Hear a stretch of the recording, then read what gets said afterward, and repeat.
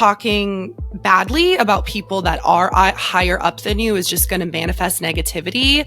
Where if I see somebody doing great, I'm like, wow, I want to be them. And I wasn't always like that. You have to change your mindset and think positively.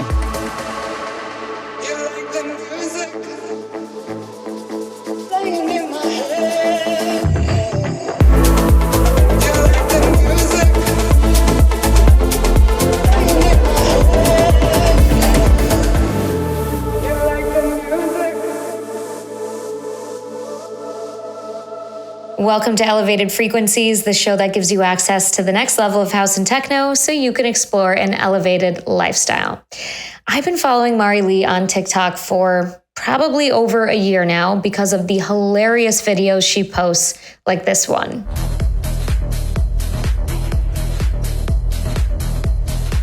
Thank you. Now, not only did I get to interview Mari a couple of weeks ago, but I actually got to go see one of her sets in Brooklyn. I was there for a different reason, and I texted her. She invited me out. I got to see her play. She is equally as talented as she is sweet. It was so much fun to meet an internet friend in real life. I'm so glad I did it.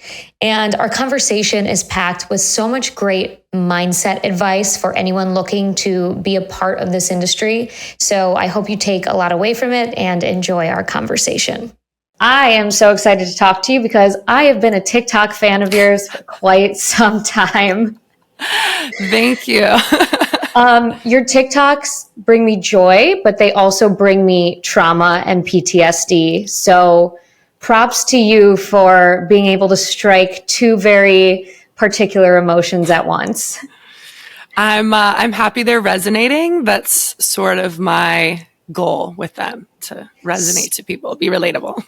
So obviously you have like a really intricate knowledge of this type of persona, which I want to get into how you decided to come up with these characters. But let's talk about them, you know, for people who don't know you on TikTok yet. You have these different characters where you're like that girl at the club, at the table behind the booth that is just not so nice. How would you describe her? You know, it's kind of a joke, but also I have to see if I even changed my bio. But on TikTok, my bio used to just be social commentary. And I go out a lot in the nightlife scene. I DJ, and maybe I've actually been that girl sometimes. But I think the older I get, the more and once you are actually like the DJ behind the booth, the more you become privy to these attitudes and behaviors. And it's all in good fun, but it is kind of funny if you think about it. It's also something not everybody like talks about. So I thought it was relatable. I love that you just admitted that you've been that girl sometimes, because I wasn't going to admit it unless you were.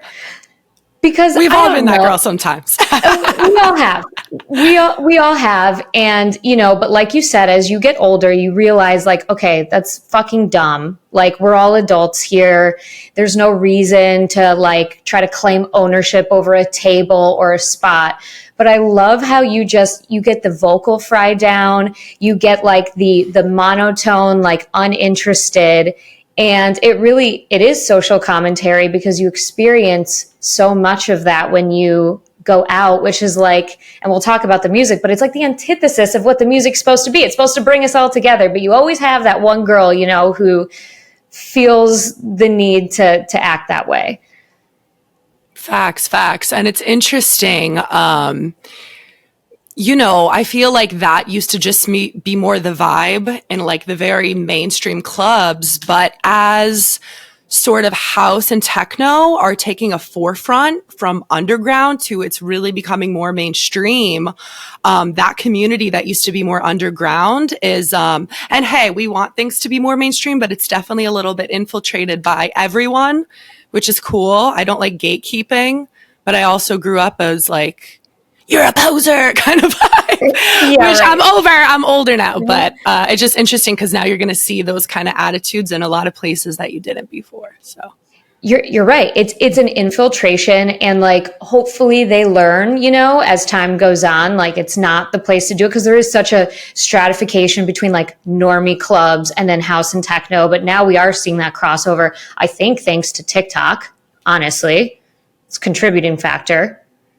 I think TikTok is such an important tool right now in social media for whatever you do. I mean, that's how we met, and this is happening right now. I've met a lot of people from TikTok, but if you're not utilizing it as an artist, as a business owner, I feel like you're really missing out. So yeah, TikTok as well as a music, like it's made all these songs go viral and totally. Yeah.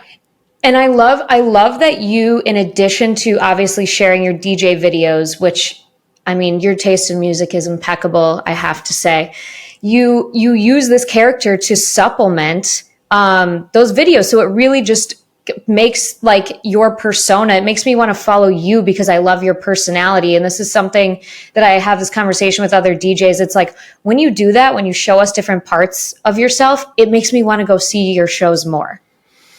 Exactly. I think there's quite a few people out there that are doing it really well. I want to give a shout out to Chill. I don't know if you follow her, actually know her IRL. She makes the funniest videos. There's this kid, Avello, and I mean, I think he's so funny too. But I think I interviewed him at EDC. Oh, he's so funny. I don't know him IRL, but we're TikTok friends. But yeah, it's like you can't just be like, hi, this is me. If I were just like, hi, this is Mari Lee, I mean, nobody really cares. So you have to build up your brand in other more strategic ways so that people will care and they'll get to know you personally. I absolutely love it. And so now I want to talk about your music, because that's obviously the biggest reason you're on this show. You are just killing it in New York, which is not an easy place. I mean, obviously there's a lot of opportunity. There's more clubs than, say, Idaho.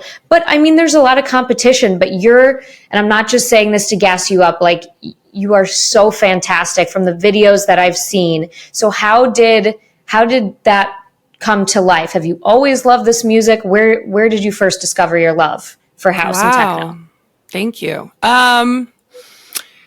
2012, 2013, so like 10 years ago, I started getting into like the nightlife scene. And this was more like when mainstream EDM was popular, like Avicii, Hardwell, those days. So I started out that way, dipped my toes in the electronic pool. And it was funny because at the time, my roommate, her boyfriend was from Europe, and he used to make fun of me like, oh, this is like lame. Like, come to Berlin where I live. 3 years later, I go to Berlin to visit her and the boyfriend, who are now since married and have children. And yeah, that was a whole other vibe that kind of got me more into like actual techno and house music. And then, yeah. Were you just like blown away the first time you heard it? Because I know the first time, because I was the same. Like I liked like Euro dance when I was in 8th grade, whatever. And then like the EDM became popular. I'm like, I didn't like it back then. So I didn't really know. And I got reintroduced to house and techno. I was like, holy fuck, this is amazing. So did it just like blow you away the first time you heard it? Not only hearing it, but the environment and the culture as well, which goes kind of back to the funny TikToks I make, so we went out in Berlin, and at this time I was young. I was like 22, 23. I had really only been to the like stereotypical bottle service nightlife clubs where you wear a little dress and heels and you're the So my friends were like, no, you literally please wear like that big black oversized t-shirt you wear. And I was like, wait, I could wear like a band t-shirt, like what I wear in my real life every day. Like I don't have to like try. They're like, no, please only wear black jeans and like, don't talk to us in the line. Just be like this. And I was like, so going in, it was the culture. Like everyone was down to earth. Everyone was there for the music. Right. And I just felt like the energy, like this is cool. Like people are here for the music, not here for clout. And, I fell in love with the whole community that way. Isn't it so amazing that you literally can wear your comfiest clothes? Like that was the game changer for me too. Now, I will say I lived in Miami for a little bit and I don't think I could ever go back because I tell my husband, I'm like, I don't want to fucking wear heels again. Like, out, like that sounds miserable. That's funny. I'm actually going to Miami in like 2 weeks. I love Miami, but It, there's certain places, obviously, you don't have to wear heels, sure. but a lot, but Space. like still there's space. I think that might be the only place actually. Yeah, that's kind of how I got into that. I grew up listening just to like metalcore, emo, screamo, post-hardcore. That is what I still consider like my heart and soul and my bread and butter. So everything I do sort of has that influence in it. I've been working on and kind of releasing a few remixes to some things like that. I'm not going to give everything away yet, but that's kind of like my heart and soul with music. So I try to like juxtapose the two vibes. That's really what Mari Lee is. I love that because that was really what I was into in high school as well. And I feel like there's a pretty strong pipeline of like punk and emo and metal music to techno. I think it just makes sense. Have you like your friends from your like metal emo music days, like have you been able to transition them to techno? Have you introduced them to this side? Yes and no. It's interesting. There's a venue. I'm thinking of this specific venue that's in New York City. It's called the Brooklyn Monarch. And I'm actually playing there next month with Dirty South. But they only do either like hardcore shows or techno shows. There's like no in between. That's and awesome. It's like the perfect venue. I'm friends with all the people that work there, the manager. So like one of my friends who's in that kind of like emo screamo metal scene, she works there and she's like, now that I hear and I'm here for these like techno shows, because I'm just working as the bartender or whatever, now I'm into that. So it's cool to have venues that cross over with the two as well and book different acts. That's so cool because I'm sure they get it. They're like, oh, this makes sense. It really has the same kind of vibe, just obviously in a much different application of, you know, the sounds and instruments. But I love that. And I do think that part, like the techno is still, well, I don't want to say the word tainted, but it's untouched compared to like house. When we're talking about coming to the mainstream, I think that's like the next, like I make a joke and I'm like, I'm not going to give specifics on the show because I'd just be like completely like drowning myself here. But I say that there's like introductory house, like level 1 house music. And then there's levels, right? To like how people from the mainstream make their way in. And I feel like techno is still a little bit sacred.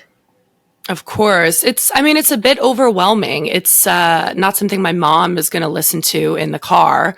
Right.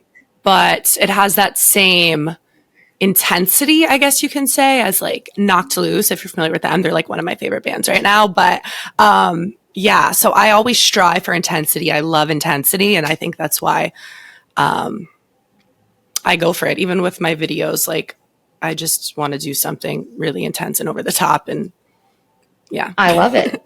I love it. It's so on brand. So I have to ask, and I hate that this is not a question that I don't ask this to men, but you are beautiful. You are so talented. Does it intimidate men? You being into techno, being so knowledgeable about music, being so beautiful and having this access, do you find as a woman in the scene that you have struggles that maybe some others don't? Yes and no. I think deep down, intimidation is really a key factor. But unfortunately, sometimes it gets thrown in your face the other way, where I think people think, oh, you're a pretty girl, so you can do this and do this. There's advantages and disadvantages. I mean, I'm here to be myself, make my music. I think I market things the correct way. I do have a background in digital marketing. So there is so much work that goes into it that a lot of people don't see. I mean, I actually now, I've been promoting it a lot. Me and another female in the industry, in the nightlife scene in New York, have come together and made a duo. We're called Black Diamond. Her name is Zana. She definitely has more of like this like Afro house melodic vibe to her. But we had B2B at a party about a year ago, and sparks flew, and we're like, we have to do this together as like this female power duo. So I think me and her together as well, even more unstoppable.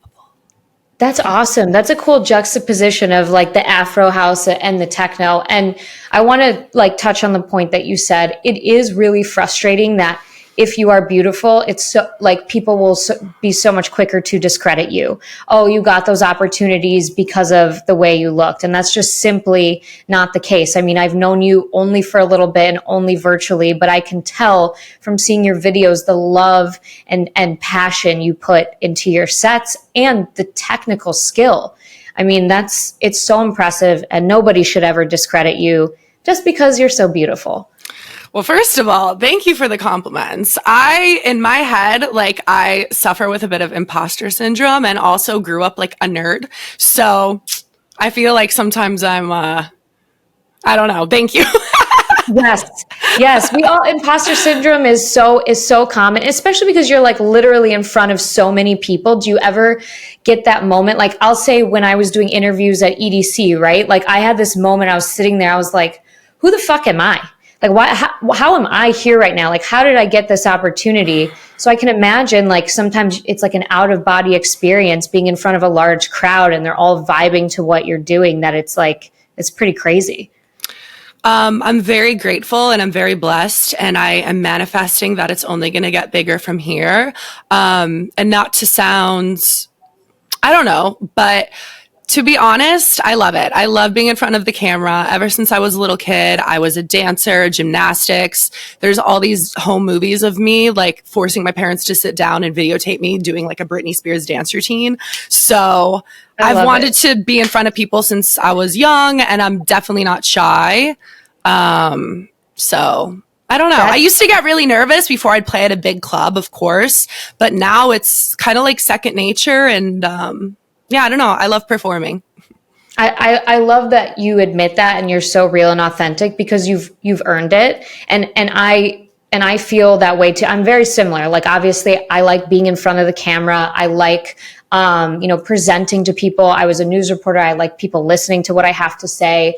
And so I love hearing that from other women, that, you own it. Like you want to be in front of people. There's this really, like, of course, bringing it back to TikTok, there's this girl that I follow. I can't remember her name, but she talks about how people are afraid to be seen, and like they should be celebrities. They should be out there, but they have this fear of being seen. And it's kind of what we're talking about, that you don't have that. Sure, like the imposter syndrome can creep in once in a while, but like the fact that you own your desire to be seen, I feel like is just going to propel you that much faster. Like fortune favors the bold, right?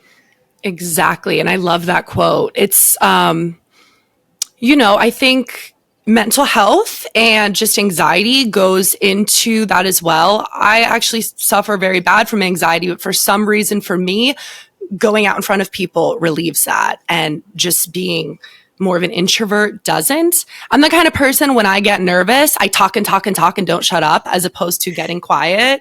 And it's like, there's so many people I know who are so talented, but their attitude towards it, and maybe it's an insecurity, maybe it's a shyness, is like, oh, but I would never make a TikTok. Like, yeah, I don't do that. Or like, oh, like so-and-so sucks. Like, how did they even get that gig? But like, I'm better than that. And maybe they are actually technically better than that, but they're just like a bedroom DJ or a bedroom producer, because they don't go out and make those media kits, like making a TikToks or, trying to network with people. And that's so important in it as well. So, having an outroverted personality and loving performing and not being shy is a huge quality. I think that has helped me.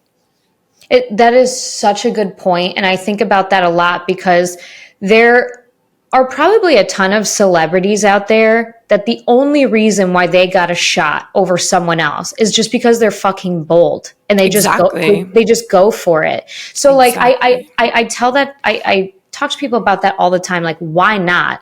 Like, so when I did the EDC gig, they weren't hiring anybody. I just put together an audition tape that was like a minute long. I was like, hey, what's up? Like, big fan, used to be a TV reporter. Here's why you guys should hire me. And I just sent it. I was like, why not? Like, what's the worst that could happen?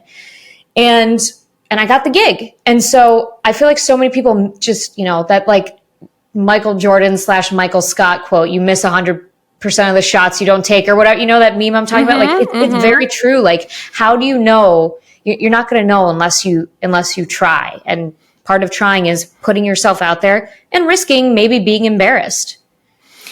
Definitely. I mean, even like we keep talking about my TikTok, and to be honest, like the last few months, I really haven't had a lot of videos that went viral. And the last week I had 2 because I started putting effort into it again. I kind of went through like a weird thing where I took a break from it, but you have to make 100 videos before you find your niche and the algorithm picks up on it. And you have to reach out to so many different club promoters, like event teams, other producers, and ask for help and ask to be put on. And you're going to get emails ignored. You're going to get people kind of like, you're going to, whatever. And you could either give up or not. And I think talking badly about people that are higher up than you is just going to manifest negativity, where if I see somebody doing great, I'm like, wow, I want to be them. And I wasn't always like that. You have to change your mindset and think positively. I'm like, I want to be like them. They're killing it. I want to be there. Not, oh, how did they get there? Like, da-da-da-da-da. Like, that's not the way to think, because you're just putting that negative energy back into yourself. You're speaking my language. Like, again, this is the same thing with the TikToks. I came from a place of scarcity, a couple years ago. Oh, why is this girl getting this opportunity? Like when I was a news reporter and I saw girls women getting jobs at better stations. Oh, why did she get this? I should get this. Why?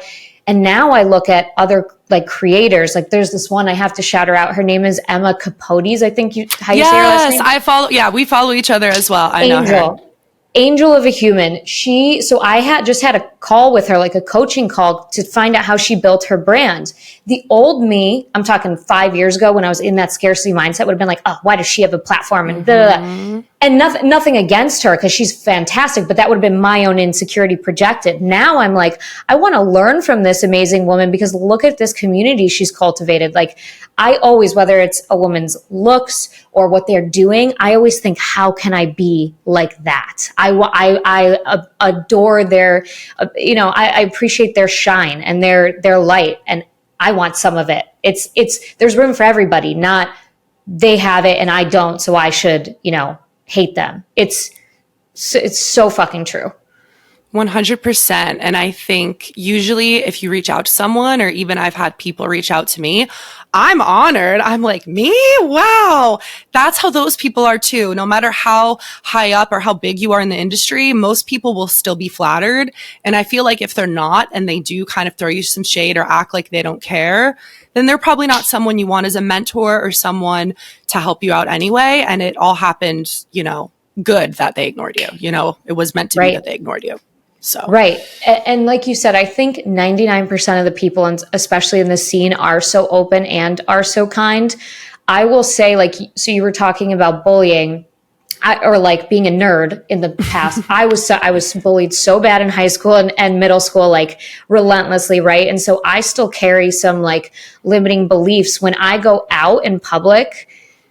I've had I've been in this industry for a while in my own way and like on the media side, but I still get like nervous sometimes when I approach people. I'm like, oh, are they going to be rude? Are they going to be like annoyed that I'm trying to talk to them?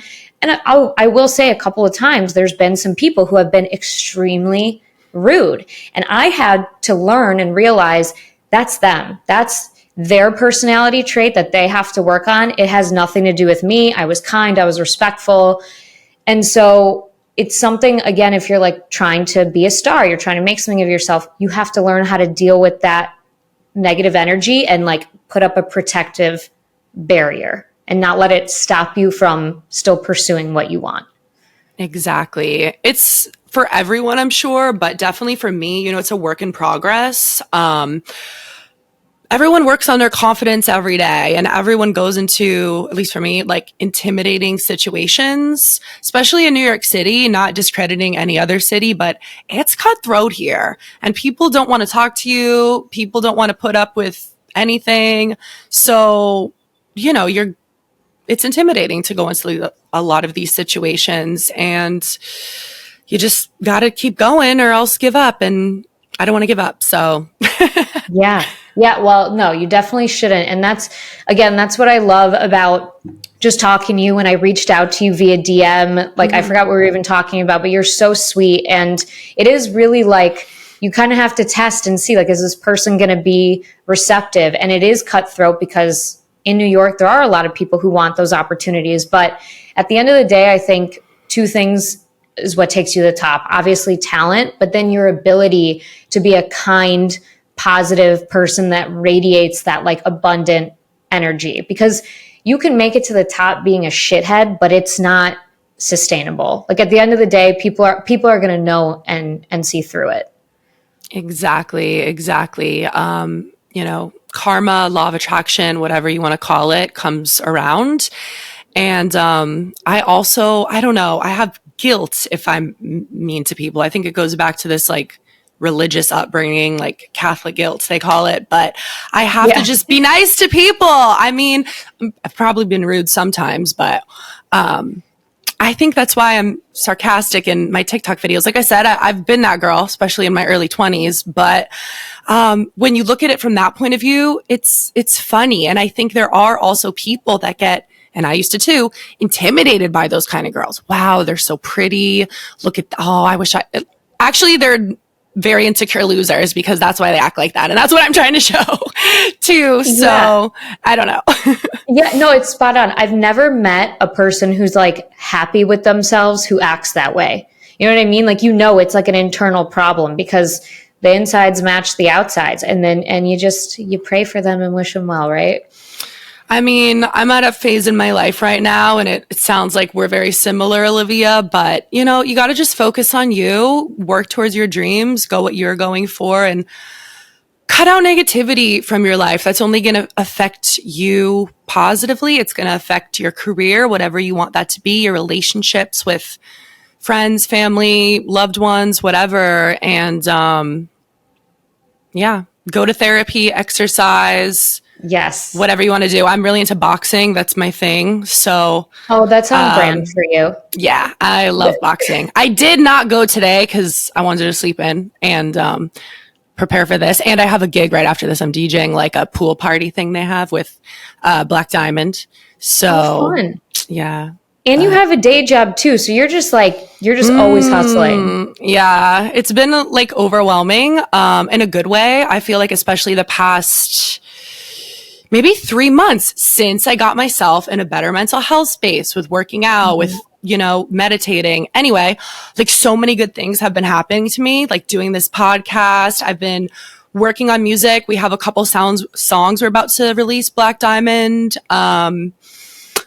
Just like getting more gigs, everything has been good.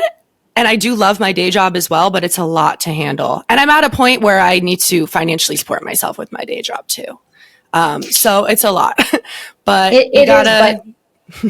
you're handling it beautifully. And like you said, the law of attraction, you keep putting out that positive energy, like it's all going to come back to you. And I think, stuff works itself out like naturally. It just, the pieces start fitting together and you'll learn when the right point is to, if going full time with the music is what you want to do, like you'll know, like your body and your mind will tell you like now is the time to make the jump. Exactly. You have to be a little bit delusional to be successful, I've heard people say. And yes, I like that quote. So I have to be a bit of a realist and pay my bills, but you have to be a little bit delusional too, to know that that day will end. Yes, there's a healthy balance. And I 100% 100% believe in being delusional as well. But yes, pay your bills too, obviously. Yeah. So tell me, before we wrap up, tell me what, like, any exciting gigs, this for the next couple of months that you have going on. What are you super excited about? Yeah. So the biggest thing, are you familiar with Elements Festival? It's a big festival. It's in Pennsylvania. The headliners this year are John Summit, Gorgon City, Chris Lake, Skrillex. Like, it's huge. It's a 3-day festival. I guess it's like an East Coast EDC. I don't know. But Black Diamond, which again is my side project, is booked. So we will be on the lineup. We're going to be on the air stage, which I guess I didn't really say this. So I, as my personal brand, Mari Lee, does a lot of like techno house, rock kind of stuff. And my partner Zana, on her own wavelength, does like an Afro house. Our Black Diamond project is like melodic techno. So it kind of blends the two together. Amazing. Yeah. So we're going to be playing at the air stage, which is like Eli and Fur, Elderbrook. So yeah, we're really excited. That's the biggest thing. We're going to play with Dirty South, in the end of August. This weekend I'm at Marquee, which is like, a huge Tao group club. So a lot of good gigs coming up. Planning to release some original productions later this year that we are working on, and keep trying to make TikToks that go viral. Yay. I love it. Well, this has been so much fun. Thank you for joining me. It's such a pleasure to virtually meet you, and hopefully I'm going to see you in a couple days. Yes. You got my number, girl. Text me. I know we both have busy weekends coming up, but we're going to meet up, even if it's just for a coffee. What I loved about this conversation with Mari is that it's proof positive that it doesn't matter how connected you are, how talented you are, and she is both of those things, talented and connected. But what will take you furthest in this life and your career and everything else is just following the golden rule, being kind to others and projecting positivity. That's what she does. If you enjoyed this conversation, the best way to support the show, of course, is to subscribe on YouTube or wherever you listen to podcasts, and also follow Mari along on her journey, because it is a very exciting one and it's just getting started. Her socials are Mari Lee NYC. Thanks for tuning in, and I'll see you next time.